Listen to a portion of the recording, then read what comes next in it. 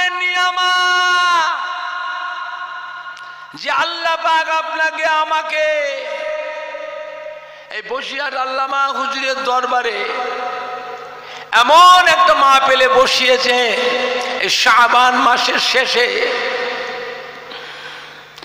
এমন একটা মাহফিলে বসিয়েছে যে মাহফিলটার কথা আল্লাহর রাসূল বলেছেন এটা হচ্ছে রিয়াজুল জান্নাহ, অর্থাৎ বেহেশতেরই বাগান। সুবহানাল্লাহ জোরে হবে না? সুবহানাল্লাহ জোরে হলো না? আর একটু জোরে হবে না? নারে দেখবে, নারে দেখবে। দুনিয়ার মধ্যে বেহেশতের বাগান আল্লাহর রাসূল বলেছেন। আজ কদিন ধরে আল্লামা হুজুরের ভক্ত মুরিদানরা মওলানাবাগে এলাকা ছেলেরা, বাচ্চারা, যুবকেরা, আমার দাদা পীরের মুরিদানদের কলিজার টুকরা সন্তানেরা রাত দিন হাড় ভাঙা খাটাখাটি পরিশ্রম করে নিজেরা আত্মীয় স্বজন বন্ধুদের সহযোগিতায়, এলাকার ভক্তদের সম্মানী ভাইদের সহযোগিতায়, মা বোনেদের সহযোগিতায় এত সুন্দর করে প্যান্ডেল করে, লাইটিং করে, স্টেজ করে, এত ভালো মাইক দিয়ে, আবার এতগুলি মেহমানের খাওয়া দাওয়া তাবারুকের ব্যবস্থা করে এমন একটা সুন্দর মাহফিল কায়েম করেছে যে মাহফিলে দোয়া করলে দোয়াটাও আজকের দিনে আল্লাহ পাকের দরবারে কবুল হয়ে যায়। জোরে বলা যাবে না? দোয়া দরকার আছে না? না, রাস্তায় ঘুরলে দোয়া হবে তো। আত্মীয় বন্ধুরা সব এসেছে, তাদের নিয়ে এসছে, কত সম্মানী বাইরে এসছে, দোকানে বসে, বাড়িতে বসে নাস্তা পানি করে, চা পানি খেয়ে গল্প করে করে সময় কাটাচ্ছেন। দোয়া হবে তো? দোয়ার একটা পরিবেশ আছে না? না, এসো সবাই মিলে বসি। এটা শাবান মাস, রজব মাস, শাবান মাস, রমজান শরীফ মাস, এমন একটা মাস যে মাসে দোয়া কবুল হয়, যে মাসে আল্লাহ পাক দয়াময়, দয়া করে তিনি তিনার বান্দা বান্দির জীবনের গুনাহগুলি সব মাফ করে দেন, একেবারে পাক করে দেন। নিয়ে এই বান্দাগুলিকে আল্লাহ পাক এই রমজান শরীফ মাসে তিনি তিনার মেহমান বানিয়ে নেন। বলেন, এই রমজান শরীফ মাসে আল্লাহ পাক কিয়ামতের ময়দানে তিনি তিনার রোজাদার বান্দা বান্দির কাছে এই এক মাসের আল্লাহ হিসাব নেবেন না। সুবহানাল্লাহ জোরে হয় না? শুধু তাই নয়, এই রোজাদার বান্দাদের কিয়ামতের ময়দানে আল্লাহ পাক নিজে হাতে করে ইফতারি খাওয়াবে। বলেন, সে যে কি মজা, কি আনন্দ, কি যে শান্তি। একটা মানুষ রোজা রেখে সন্ধ্যার সময় ইফতারি সাজিয়ে নিয়ে বসে, ফল ফুল, কত রকমের ভাজা ভুজি, বুঝলেন না, মুড়ি, ছোলা ভোনা, ঘুগনি সব নিয়ে সাজিয়ে দিয়ে বসে, শরবত, ঠান্ডা পানি। আর একটা বেরোজদার, সেও ইফতারি করে রোজাদারদের সাথে। বেরোজদার ইফতারি করে না? আচ্ছা বলেন, একটা রোজা রেখে যে ইফতারি করে তার যে শান্তি, মজা, আনন্দ, ওই বেরোজদারটা সেও ইফতারি করে, ওই শান্তি, ওই আনন্দ ও পাইতো? কথা বলে না? বাবা, শুধু তাই নয়, আল্লাহ রব্বুল আলামিন কিয়ামতের ময়দানে রোজাদার বান্দা বান্দিদের ঘরে নিজে হাতে ইফতারি খাওয়াবে। 500 বছর ধরে রোজাদার বান্দাকে আল্লাহ পাক ইফতারি খাওয়াবে, তার সময় হলো 500 বছর। জোরে বলা যাবে না? আর একটু জোরে বলা যাবে না? চিন্তা করেন, ফেরেশতাদের আল্লাহ বললে লেখো, সওয়াব লিখছে। কত লিখবো আল্লাহ? লেখো 70 থেকে 700 গুণ নেকি লিখে দাও। লেখা হয়ে যায়। আল্লাহ আর কি লিখবো? কত লিখেছো? আমি 700 লিখে ফেলেছি। ঠিক আছে, আরো আছে, আরো পাবে। তা ফেরেশতা আল্লাহ আর কত লিখবো? ওটা লেখা লাগবে না, ওটা আমি নিজে, ওটা আমি আল্লাহ নিজে হাতে দেবো। জোরে বলবেন না? এটা গোপন। আল্লাহ যখন তিনি তিনার গোলামকে, তার বান্দাকে নিজে হাতে দেবেন, কম দেবেন না বেশি দেবেন? কথা বলে না। এটা অন্য কেউ জানবে না, আল্লাহর বান্দার আল্লাহ ছাড়া কেউ জানবে না। খুব গোপন, বুঝলেন? আমার ভাইজানরা, বাপজানেরা, আল্লাহ আমাদের শরীর স্বাস্থ্য সুস্থ রাখেন। আল্লাহ পাক হায়াতে, কিসমতে, কামাই, রুজি রোজগারে আল্লাহ বরকত দেন। ফসলে, ব্যবসাতে, কারখানায়, ঘেরিতে, কাঁটায়, আড়তে, ভাটাতে, কারখানায়, ফসলে আল্লাহ পাক বরকত দেন। আল্লাহ পাক এক মাস রোজার হক, তারাবির নামাজের হক আদায় করবার তৌফিক ইনায়াত করো। জোরে বলেন আল্লাহুম্মা আমিন। জোরে বলেন না আল্লাহুম্মা আমিন। বুঝলেন আমার ভাইজানরা, বাপজানেরা, যুবকেরা, আজ এমন একটা মাহফিল, যে মাহফিল আল্লাহ পাক বান্দা বান্দির জীবনের গুনাহগুলি সব মাফ করে দেন। আল্লাহ দরবারে দোয়া কবুল করে নেন। আজ আমাদের প্রত্যেকের আবাসদাদ, বাপ মা, দাদু যান, নানা যান, দাদি যান, নানি যান, শ্বশুর শাশুড়ি, আত্মীয় স্বজন, প্রতিবেশী, মাই, মুরব্বী, কবরবাসী, মোর্দারা, যে যার কবর থেকে সব আজকে সোনার মানিকদের মুখের পানে, সন্তান নাতি পোতাদের মুখের পানে চেয়ে কবরে শুয়ে এতিমের মতো পড়ে পড়ে তারা কাঁদতেছে। আরে শুধু একটু দোয়ার আশায়, আর কিছু না। বড় কষ্ট করে লালন পালন করেছিলেন, খেয়ে না খেয়ে। একটা দিন অভাবের সময় এমনও দিন গেছে, মানুষ জবের আটা খেয়েছে, ভুট্টা খেয়েছে, মাইলো খেয়েছে, বজ্রে খাক খেয়েছে। আপনি খেয়েছেন? চেনেন? আমাদের আব্বা, দাদু, নানা, আম্মা যান, দাদি যান, নানি যানদের এমনও দিন গেছে অভাবের সময় মানুষ অনাহারেও দিন কাটিয়েছে, উপোস থেকেছে। তবুও তারা ছেলে মেয়ে নাতি পোতাদের কথা মনে করে এই সম্পত্তিগুলো তারা বিক্রি করে গেল না। সে দুঃখ তো আমরা পাইনি, সে অভাব তো আমরা পাইনি। জনম দুঃখিনীরা এত কষ্ট করেছে, উপোস থেকেছে, তবুও তারা ছেলে মেয়ে নাতি পোতাদের কথা মনে করে এই সম্পত্তিগুলো তারা বিক্রি করে গেল। আল্লাহ সোনার মানিকদের একটু সুখ শান্তি আল্লাহ দিয়েছে না দেয়নি? একটু হানা কিছু বলে। আমরা যে সুখ শান্তিটা পেয়েছি, আমাদের আব্বা দাদু নানা যান না, আম্মা যান, দাদি যান, নানি জানেরা আমাদের মতো সুখ শান্তি তারা জীবনেও পায়নি। আর তারা কবরে শুয়ে এতিমের মতো পড়ে পড়ে কাঁদতেছে, তাদের কেউ নেই, সব থাকতেও কেউ নেই। তাদের নামে কোনোদিন দুটো মসজিদের মুসল্লিকেও ভাত দিলেন না। তাদের নামে দুটো মাদ্রাসার এতিম ছেলেদের দুটো ভাত দেননি। 10টা অনাথ অসহায় মানুষকে দুটো শীত বস্ত্র তাও দিই না। তাদের নামে এক খতম কোরআন শরীফও পড়লাম না। কবর জিয়ারতটা করতাম, সেটাও আস্তে আস্তে তুলে দিলে। কলমা খানি, লাখ কলেমা, সবিনা খতম, কোরআন খানি, ছোলা পড়া, কুল খতম, এটাও হতো বছরে, সেটাও বন্ধ করে দিয়েছে। কবরটা জিয়ারত করতো মাঝে মাঝে, যে তাও সেটাও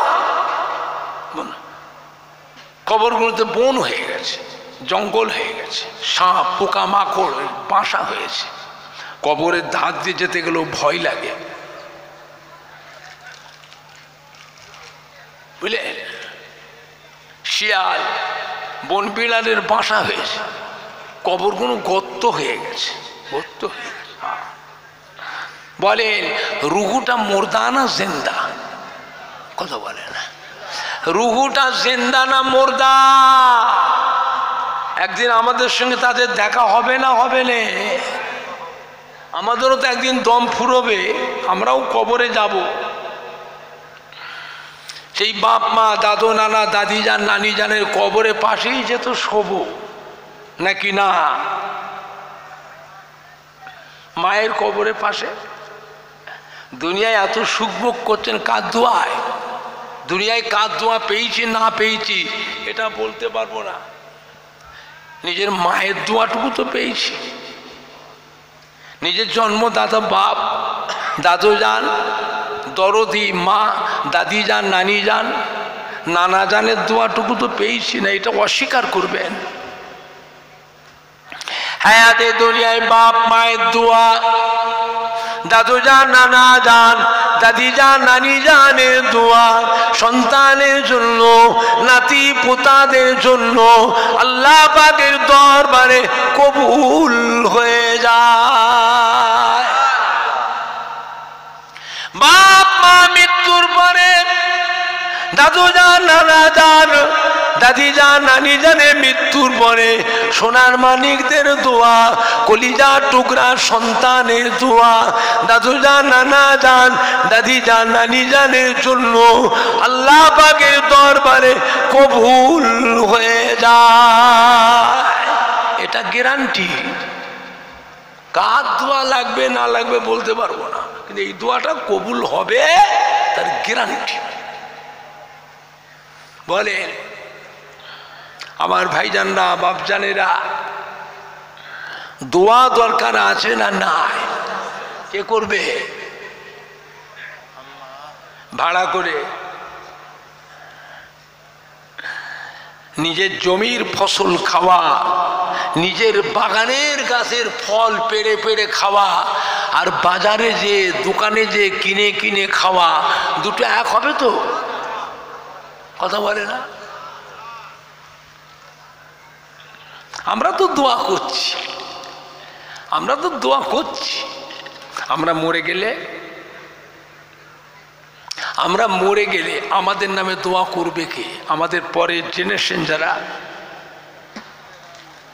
ওদের মধ্যে সব নয়, কিছু কিছু ওদের চলাফেরা, চেহারা, চাল চলন দেখে, ওদের চেহারা দেখে কি মনে হচ্ছে যে আমরা মরে গেলে ওরাও আমাদের জন্য দোয়া করবে? আর কথা বলে না, কানে শোনা যাচ্ছে না? আমি বলছি আপনারা শুনছেন, আপনার মুখের কথা তো শুনতে পেলাম না। দোয়া করবে তো? তাহলে কি খাওয়ালেন, কি করলেন? কুড়ে কুড়ে খাচ্ছে। দোয়া দরকার আছে না নাই? ভাড়া করে, কথা বলে না, ভাড়াটাও বুঝতে পারছেন না? এই যে ভাড়া, ভাড়া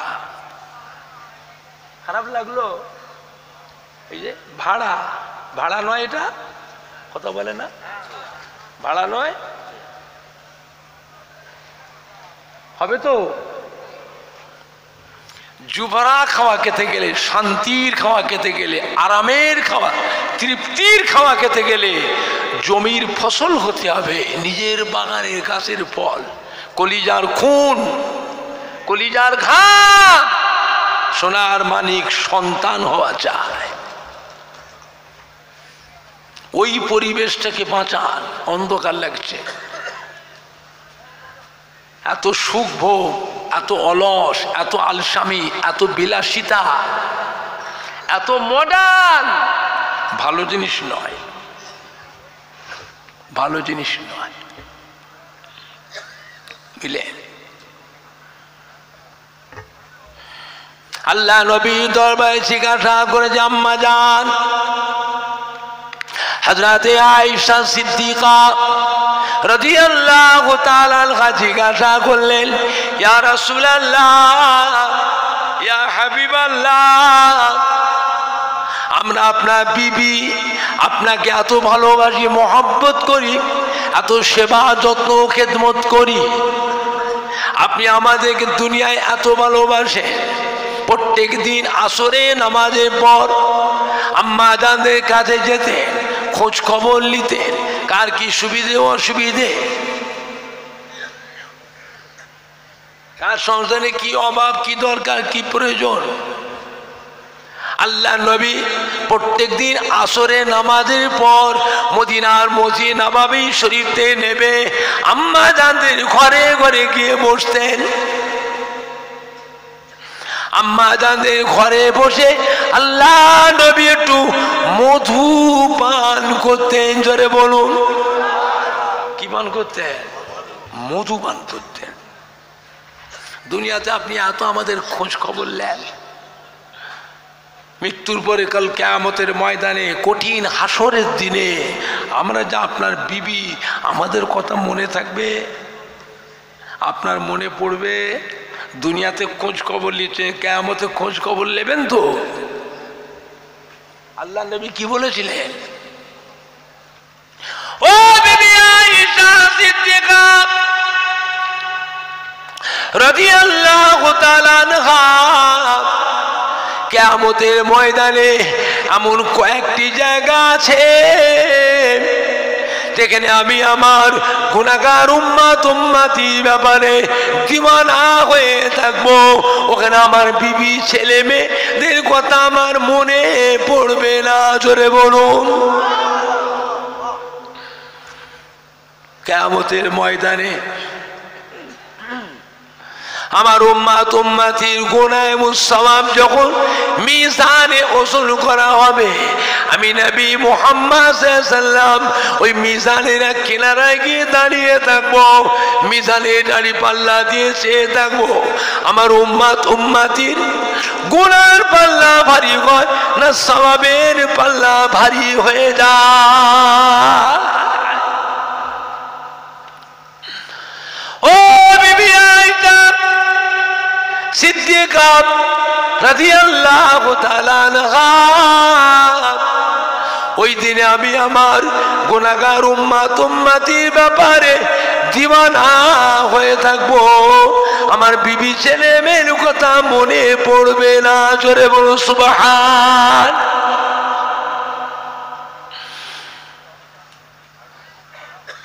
আম্মা জান জিজ্ঞাসা, ইয়া রাসূলুল্লাহ, ইয়া হাবিবাল্লাহ, মিজানের দাড়ি পাল্লা গায়ে যদি না পায় আর কোথায় গিয়ে আপনার দেখা পাবো, আপনার সাক্ষাৎ পাবো?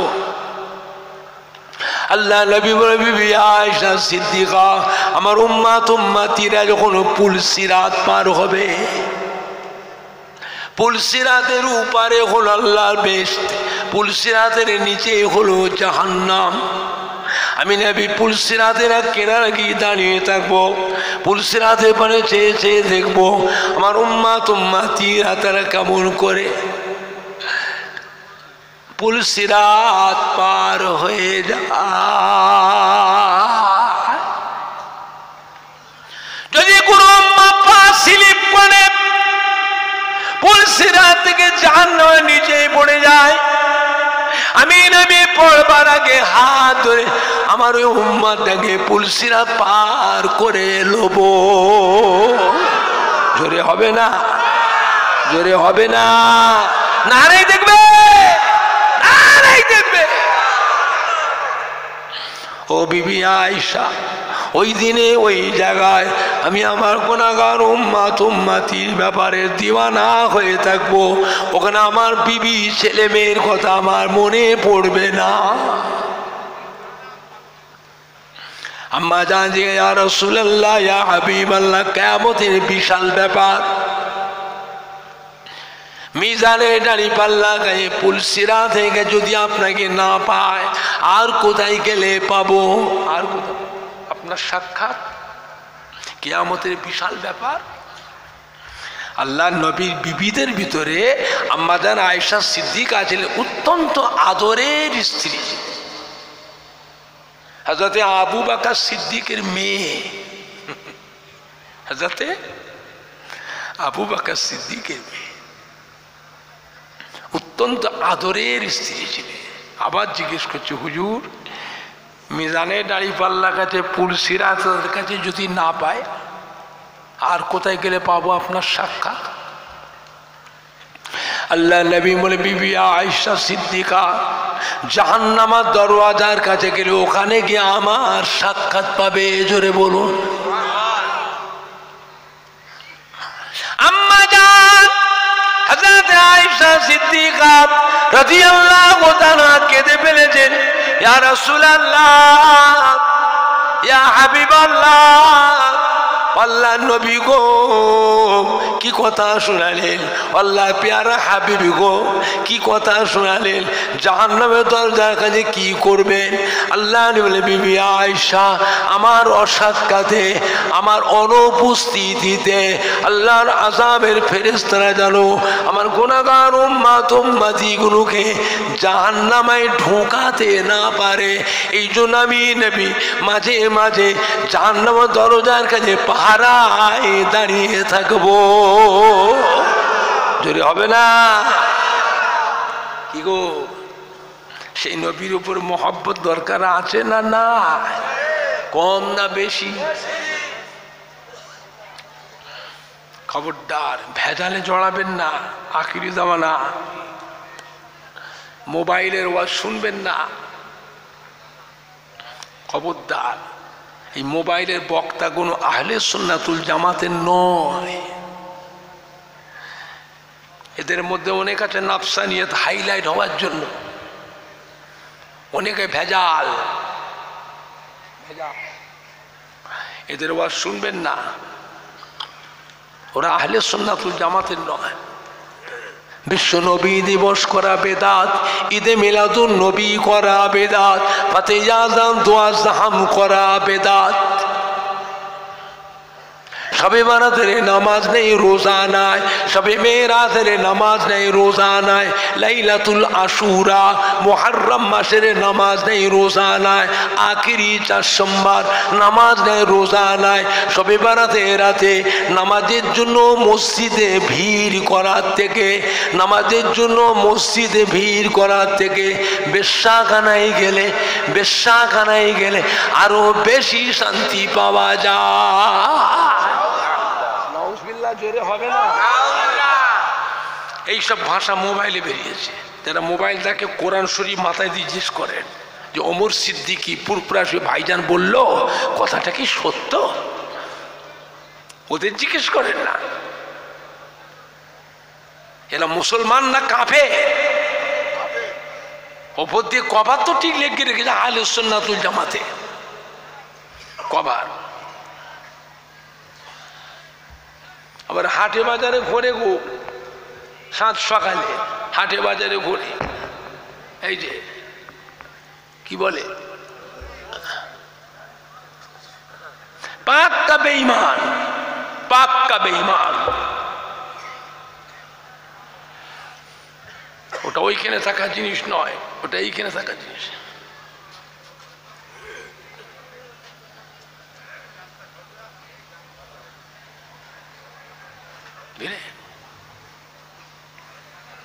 কঠিন ব্যাপার, ওপর দিয়ে কভার টিকে গেছে। নবীর নামের দরুদ পড়া বেদাত।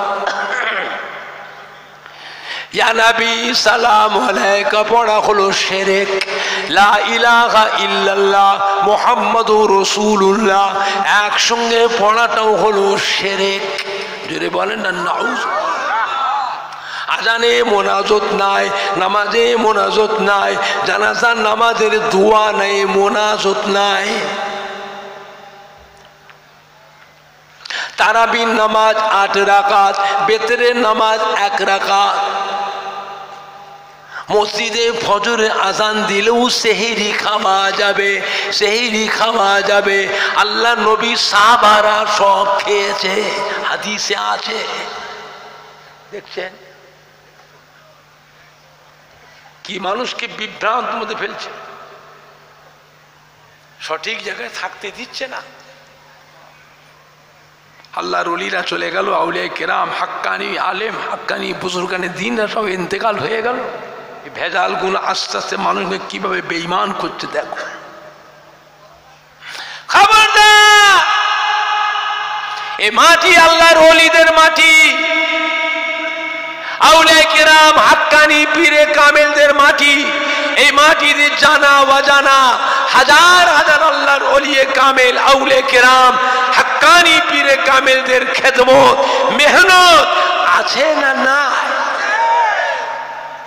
আপনি বলতে পারেন তার ভিতরে ফুরফুরা শরীফে দাদা পীর কেবলা রহমাতুল্লাহ আলাইহ, দাদা পীরের কলিজার টুকরা পাঁচ হুজুর কেবলা, দাদা পীর কেবলার মোহাব্বতের খলিফাগণ, বসিরহাটের আল্লামা হযরতে মাওলানা রুহুল আমিন রহমাতুল্লাহ আলাইহ, তিনারও কিছু মেহনত তো আছে। ভুল বুঝবেন না, সব নয়, কিছু কিছু হলেও তো আপনি বলতে পারবেন। আজও ফুরফুরা শরীফে দাদা পীর কেবলার মুখের দিকে, দাদা পীর কেবলার কলিজার পাঁচ হুজুর কেবলার মুখের দিকে, দাদা পীর কেবলার খলিফাদের মুখে দিয়ে, বসিরহাট আল্লামা হুজুরের মুখের দিকে আজও কোটি কোটি মানুষ চেয়ে আছে না না? আর আপনারা যারা বসে আছে,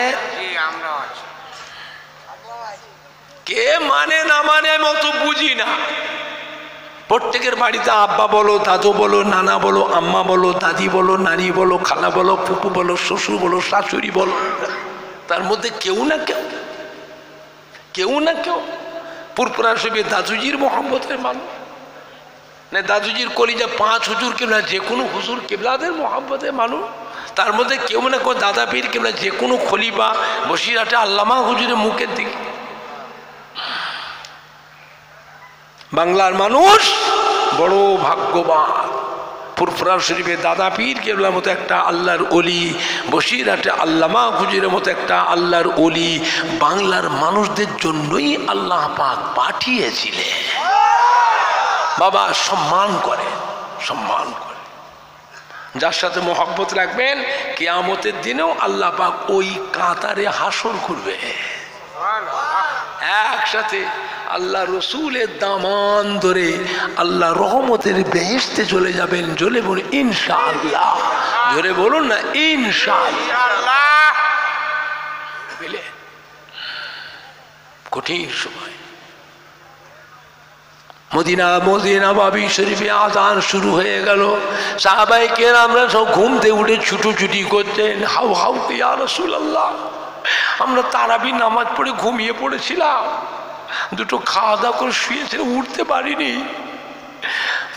মদিনা বাবিতে আজান হচ্ছে, আমাদের তো সেহরি খাওয়াই হয়নি, আমরা পানি পর্যন্ত খাইনি, মরুভূমির দেশ, আমরা কি করে রোজা রাখবো?